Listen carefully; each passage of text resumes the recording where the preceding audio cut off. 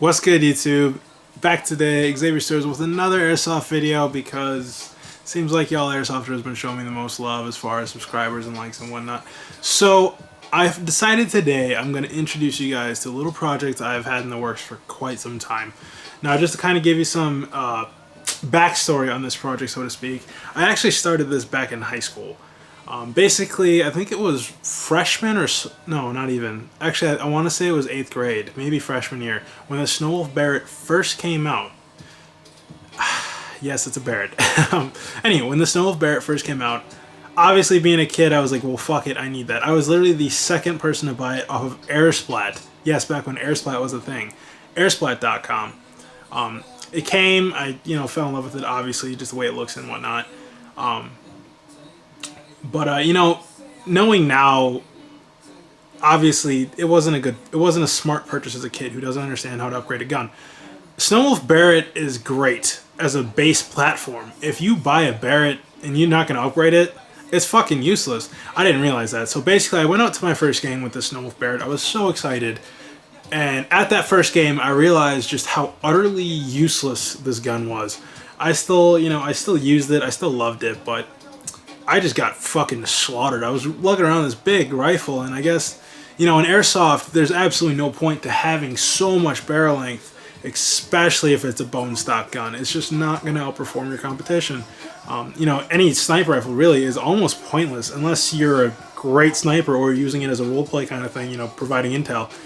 They're largely pointless. So basically I had all this gun, and I was getting made fun of, mainly by my brother, saying that I bought a big useless turd. So in my depression, so to speak, I took a hacksaw to it. And this is the result.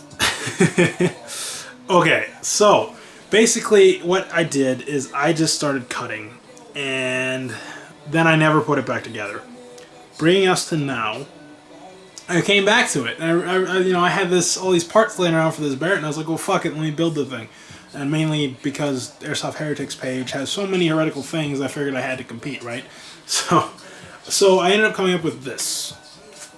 Okay, so basically what I did is I put it back together, and then because it was already cut on the front, I went ahead and cut on the back too, because being a shorter gun, you don't need this much battery space, you don't need this much stock on a CQB rifle. It's just unnecessary. I wanted something, if it was CQB already, fuck it, it might as well just be quick and snappy, right?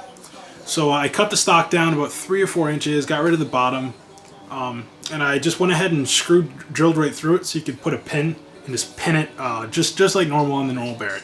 I drilled right through those for the normal pinholes on this part of the stock. And then I put this on here for just extra security, and quite frankly, I like the way it looks. I like the way it feels. I didn't like that metal feeling on the stock. So, and then for this mag, because I know some on the Heretics page were curious, when I first posted a picture of this gun, this is not actually a mag. This is actually just a box. This is a box from just some vape crap that I bought for my ex. But it was just in there for reference. I actually just recently acquired a 3D printer, and I'm in the process of coming up with a 3D file to print actual PMags, either PMags or a drum mag. I'm not exactly sure which one I'm going to go with yet, but they're going to be about that size if they are the PMags. And then for the rails, I went ahead and actually just pulled these off of my MK46, and I just bolted right through. And I have a PVC pipe in here that I originally threw in there for shits and giggles, and I bolted into it, just kind of forgetting that the drill was going to go straight through. And I was like, well, fuck it, it works. It actually holds the bolts in for the rails much, much tighter. So when I do take this off, I'm going to plasti dip this instead of having electrical tapes. I'm going to plasti dip it, throw it back in, and bolt it back on. So this is probably going to be here to stay once that's in there.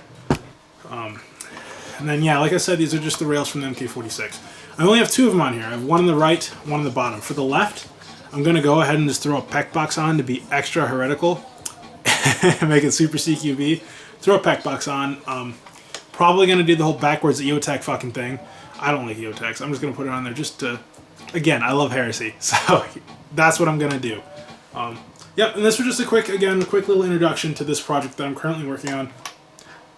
I'll post some videos and some shooting tests of this gun when I do get it done.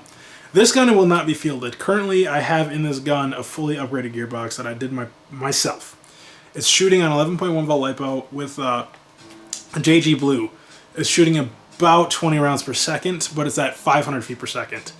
And it's not a stock JG Blue, mind you. Don't worry. Anywho, yeah.